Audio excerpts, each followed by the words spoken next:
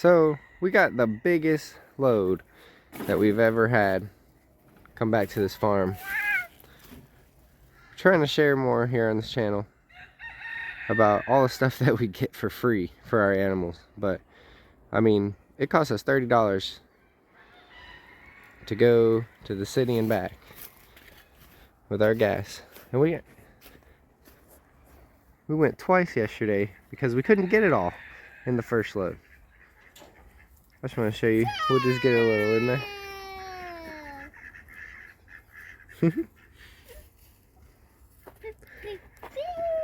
This is just some of it. Mountains of pumpkins, corn shucks, actual corn, greens boxes, several pallets that we can use for different projects. I mean, it is full to the ceiling.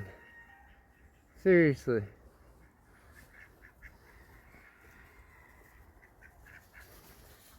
But yep, I will show you the inside here in a minute.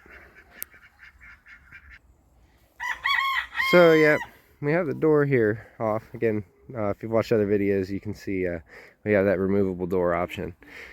But we use these IBC totes a lot, where the IBC tote might have had some chemical put in it, but you know, the frames are perfectly good for hauling a lot of stuff. So this one is entirely full of pumpkins. Just a million pumpkins. All the way full. And then the pallets that the pumpkins are all sitting on, they asked us to haul those away. We got this huge bin here, one of those industrial laundry bins from a old hotel that you pull down the hallways, entirely full with tomatoes. We got boxes of various vegetables. I think that one's full of cucumbers. I think that one's full of zucchini. That one's full of some type of green. More tomatoes. We have a whole pile of collard greens. Got some bananas. All that stuff is crazy. This is 3 boxes of bread that have gone bad. Too bad to send to the food bank. And in these bins, we get all these things that are pretty much various items from grocery stores that they all have in different packaging, and they have a big dumpster there. So we open up all the packaging, all the salad, all the soybean, you know, whatever the heck that is, tempeh, lettuce, dragon fruit, croissants. And so this one is for the chickens. It's just a variety of greens and chips and bread products, and we split that up amongst the different chicken groups. And then we have one bin full of various things and another bin full of various things that we'll carry that, or well, not carry, it's too heavy, but we'll haul it over to the pigs and dump it in their pen. But yeah, as I open it up and let me get some progress on this, then I'll show you. So yeah, I thought I'd attempt to open the door in a dramatic fashion for the video, because it is literally, I got it opened and it's just held by the bar, so I just pull the bar and then it should fling open.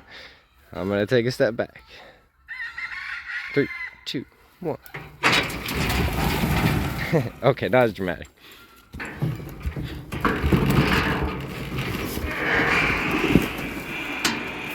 Okay, a little more dramatic. Try to avoid that, but you know, one hand on the phone, I can't really stop anything from falling. It's pretty much to tell the kids to move out of the way, and then we go for it. But yeah, so as we get more into it, I'd love to show you us feeding some of the animals this. Do a little bit more in depth than we have in the past.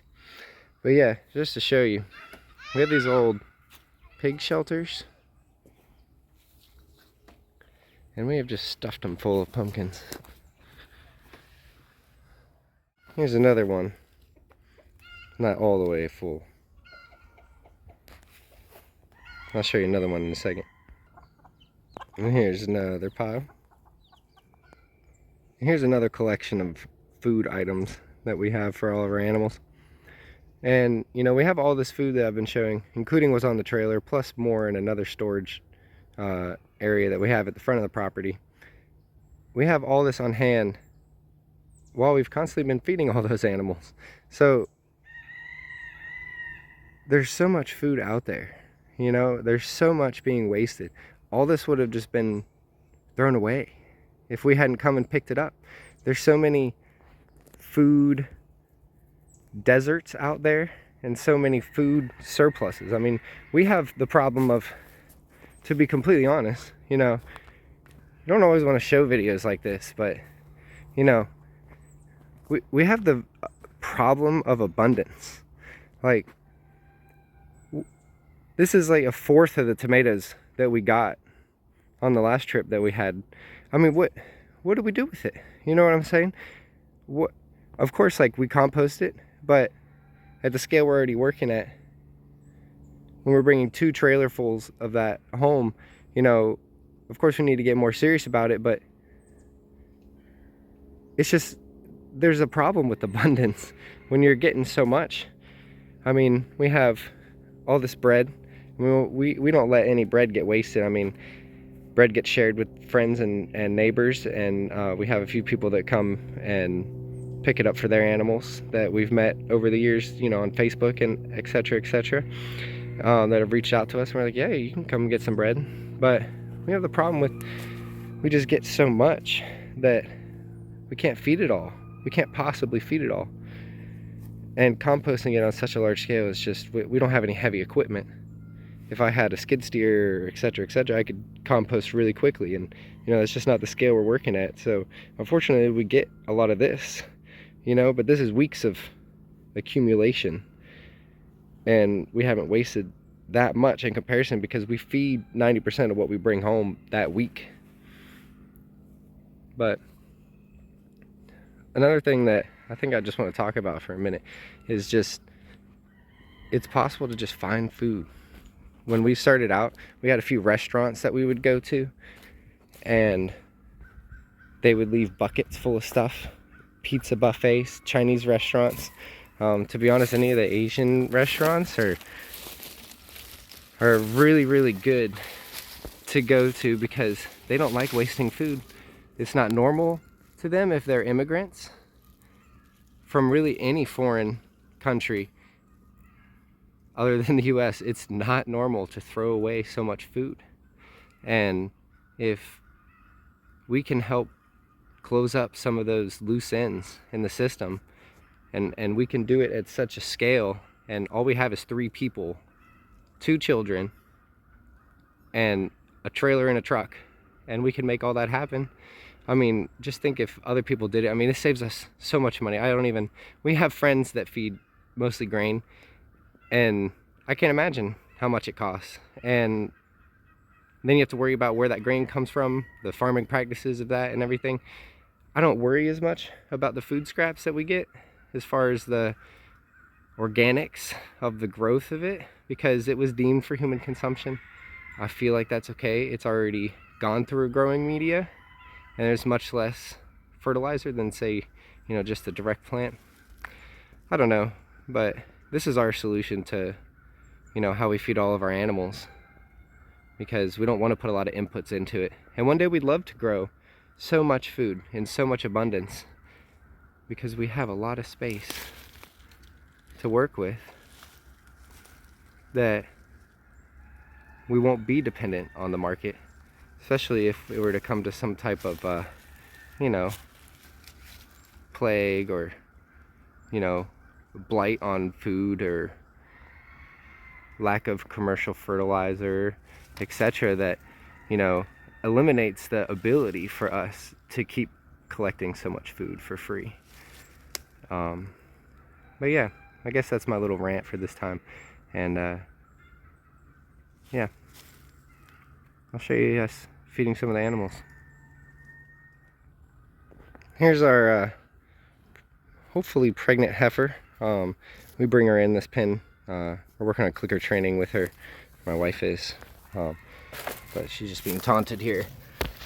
Being brought in the pen this morning and hasn't been fed a pumpkin. She said she's abused. Yeah. She just absolutely loves pumpkin.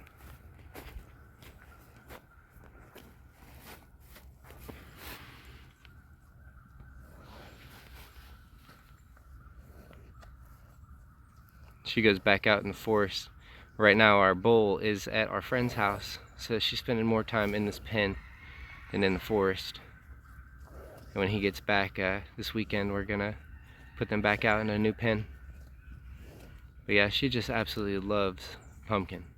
She'll eat it over anything else. And most cows are that way, to be honest. That's what I've seen.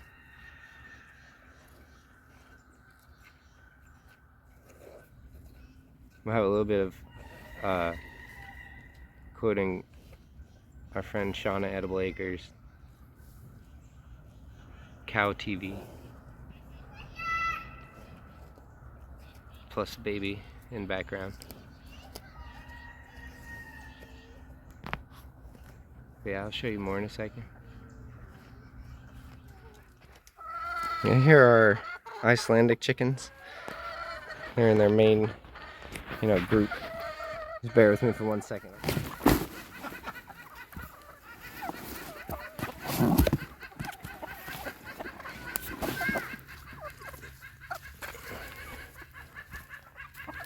She is not an Icelandic. She is a very old Americana. But her eggs are bright blue. And she doesn't really lay eggs anymore, so we don't worry about her in our breeding program with the Icelandics. It's the chicken group that she works out the best with.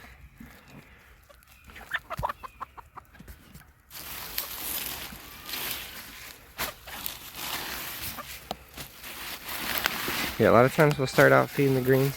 Gotta get the animals. They want their favorite stuff. You gotta make them eat their vegetables first. Sorry, chickens. No, I'm just kidding. To be honest, the greens are probably the chicken's favorite.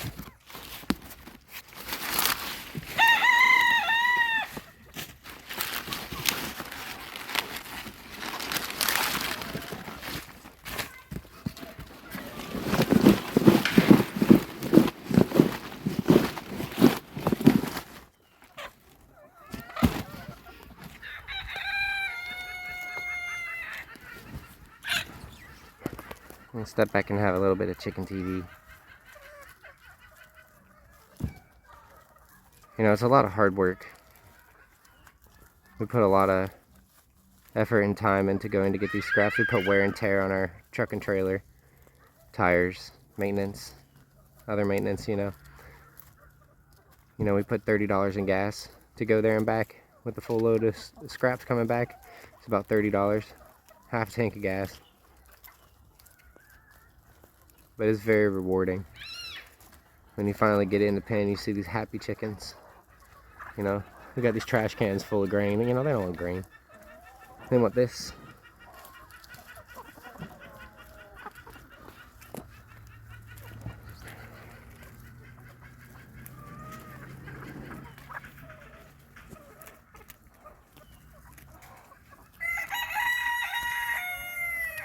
You can hear other chickens talking about, hey, why aren't we being fed?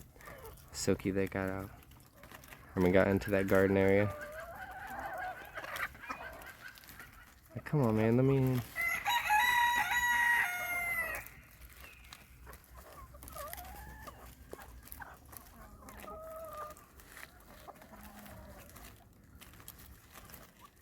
It's our main rooster right there, right in the center. One of his offspring behind him there with the same kind of tail pattern.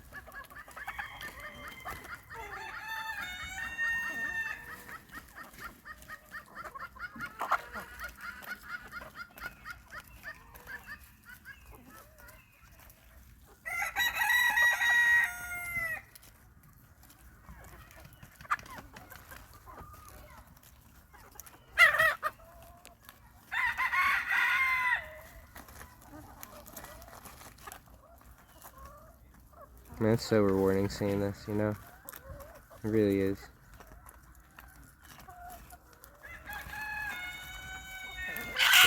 It's really important if you take this much effort to put towards your animals that you take the time to sit and appreciate them, appreciate your hard work, because if you don't, then it's just hard work. Gotta make good associations, have that good, whatever, serotonin or dopamine release, you know, associated with it. You know, I think that's really important. So you don't burn out. I mean, we've been collecting food like this for 5 years. And, you know, I don't want to stop.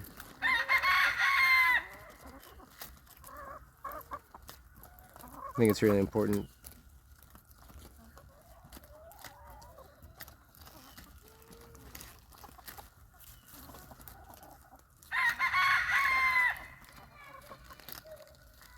All right.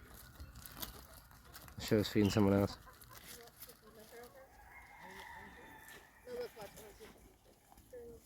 The more people who do this, the more tame she'll get. And then we just build her extension and put her feet in it. She'll start coming into the extension. And the extension, we should be able to start touching her and fly spraying her and stuff. Get used to that because she'll be. Want to feed my cow? Come on. I'll show you how to do it. Come here, Tia. So this is what you do. Put your hand out there, sniff it, and then as soon as she does that, give her the bread. Alright? Here. Different hand. Put it in there. Like, no, put it through the bars. Just put it there. Now. Oh. There you go. Yeah, so like this. Ready? Fine. So you put your hand, like, over here. Sniff it. Because I've already trained her. So if we can get her used to, like, you know, you come over here. And that's how we get hands. Just